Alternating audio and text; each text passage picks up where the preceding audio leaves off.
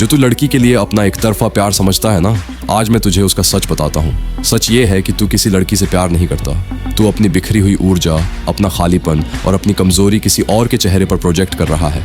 अगर वो आज हाँ भी बोल दे तो भी तू वहीं रहेगा, उलझा हुआ, अस्थिर, निर्भर। और अगर तू सच में मर्द बनना चाहता है तो सुन, 2026 तेरा साल बन सकता है। ब्रह्मचर्य 2026, नया अध्याय, नया पुरुष 2026 में।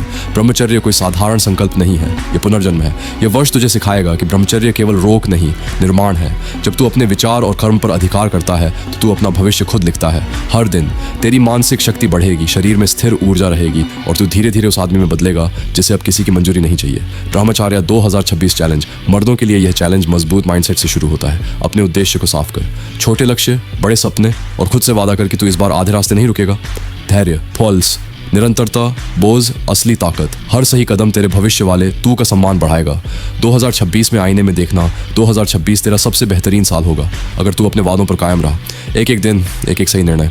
जीत आत्मनियंत्रण में है। आईने में खुद को देख और वादा कर, इस बार मैं भागूंगा नहीं, बनूंगा।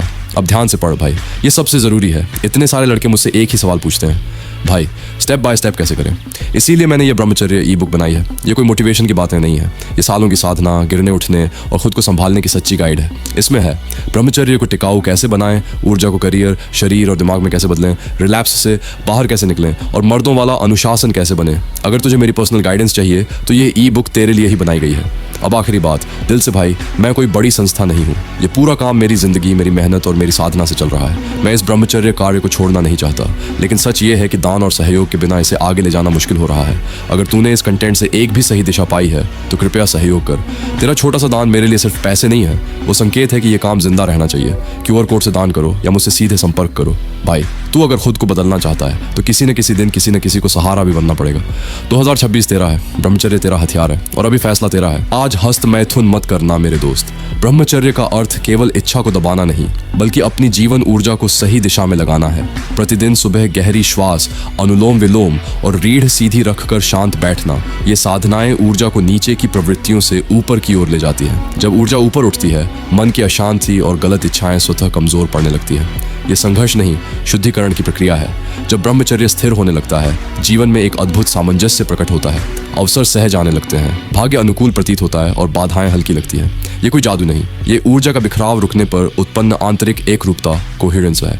जब शक्ति इधर उधर नष्ट नहीं होती, तब मनुष्य का संकल्प प्रबल होता है और उसके प्रयासों का प्रभाव कई गुना बढ़ जाता है। सच्चे ब्रह्मचारी की दृष्टि अलग होती है, स्थिर, निडर और पूर्णतः उपस्थित। उसमें न बेचैनी होती है, न हड़बड़ी। ऐसी आंखों में संचित ओज झलकता है, इसलिए लोग अवचेतन रूप से उस पर विश्वास और सम्मान अनुभव करते हैं। प्राचीन ग्रंथों ने नेत्रों को ओज का दर्पण इसी कारण कहा है।